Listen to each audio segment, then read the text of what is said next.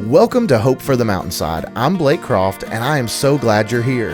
This podcast is all about uniting the churches of Etowah, Tennessee, and sharing the hope of Jesus Christ with our community. Each week, we'll bring you inspiring sermons, stories of faith, and conversations with local pastors and leaders. Our goal is simple: to build God's kingdom together, offer hope through the gospel, and call all believers to discipleship. Thanks for tuning in.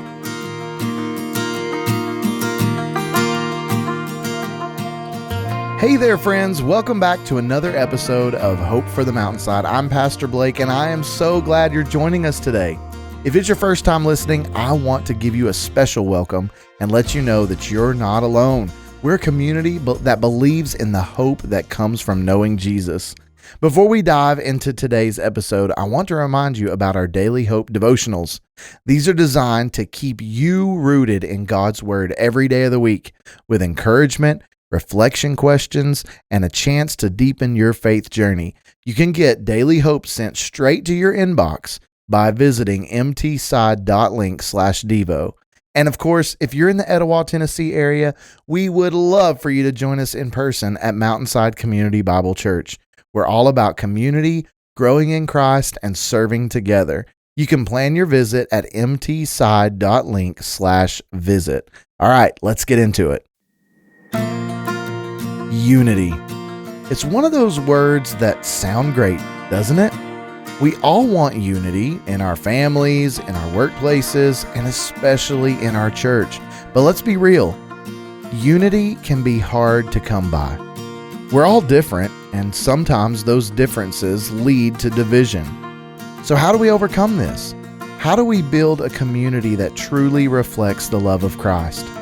Today, as we wrap up our Thankful Living series, we're going to talk about how thankful prayer can bring us together. We'll see how it fosters love, strengthens our bonds, and creates a powerful witness to the world. Because here's the truth: when we pray with thankful hearts, God moves in and among us, building a unity that transforms lives and points people to Him. Let's start with how thankful prayer fosters love and humility. Our first passage comes from Colossians chapter 3, verses 15 through 17. This is what it says. "And let the peace that comes from Christ rule in your hearts. For as members of one body you are called to live in peace, and always be thankful. Let the message about Christ in all its richness fill your lives. Teach and counsel each other with all the wisdom He gives. Sing psalms and hymns and spiritual songs to God with thankful hearts." Isn't that beautiful? Paul is painting a picture of what it means to live as one body in Christ. But the key here is that it starts with letting Christ's peace rule in our hearts. When His peace reigns, it shapes how we see and treat each other. Think about this for a moment. Have you ever been in a conflict where peace was the last thing on your mind? I know I have. But when we come to God in prayer with a heart of gratitude, it changes things. It shifts our focus from the problem to the Prince of Peace Himself. We start to see others through His eyes with love and humility. So take a moment and reflect on someone in your life who challenges you. What would change if you started praying for them with a thankful heart? Gratitude softens us and invites God's peace in our relationships. Paul goes on to say that we should teach and counsel one another, letting the message of Christ fill our lives. And did you catch how he ends that? By encouraging us to sing with thankful hearts. There's something about expressing our gratitude in worship that draws us closer, not just to God, but to each other. I'm reminded of Philippians chapter 2, verses 3 and 4, which says, "Don't be selfish. Don't try to impress others. Be humble, thinking of others as better than yourselves." Thankful prayer brings humility, and humility brings unity. Moving on to our second point, thankful prayer strengthens our bonds with one another. We see a powerful example of this in the early church. In Acts chapter 2, verses 42 through 47, this is what we read. "All the believers devoted themselves to the apostles' teaching and to the fellowship, and to the sharing in meals, including the Lord's Supper, and to prayer. And all the believers met together in one place and shared everything they had. What an incredible picture of unity! These believers weren't just going through the motions.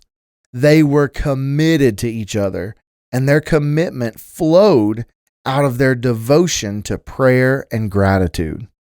Have you ever experienced this kind of community where you know that you're supported and loved and prayed for? That's what God intends for His church.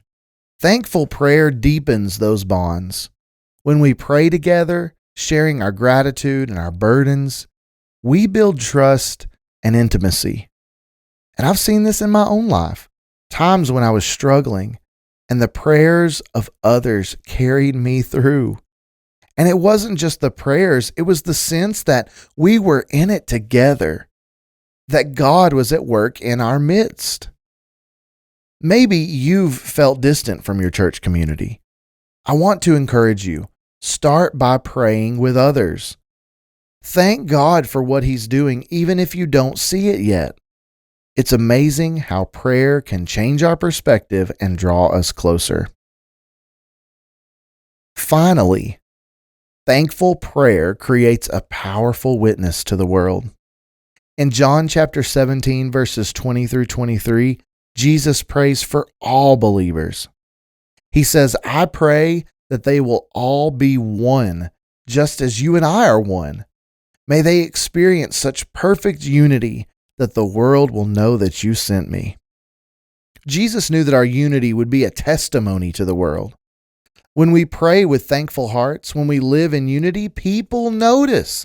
They see something different, something that can't be explained by human effort alone. This is what Psalms 133 verse 1 says.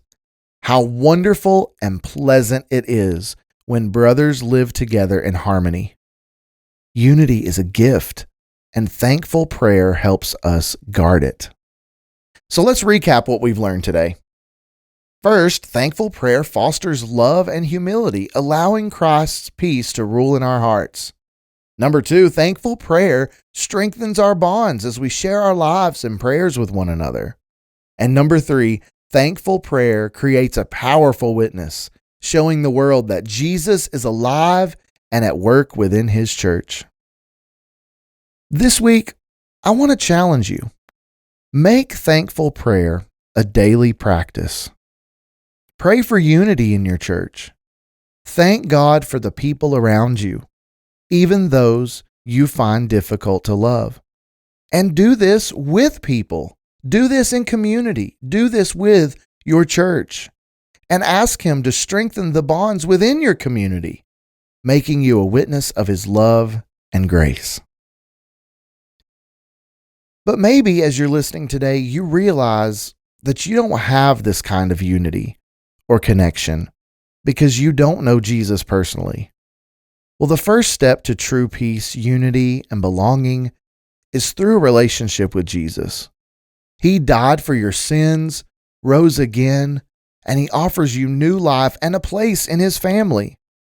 And if you want to start that relationship today, you can turn to Him and you can say something along the lines of, Lord, I need you and I believe in you. I believe that you died for me and rose again, and I want to follow you. I want to be obedient to you.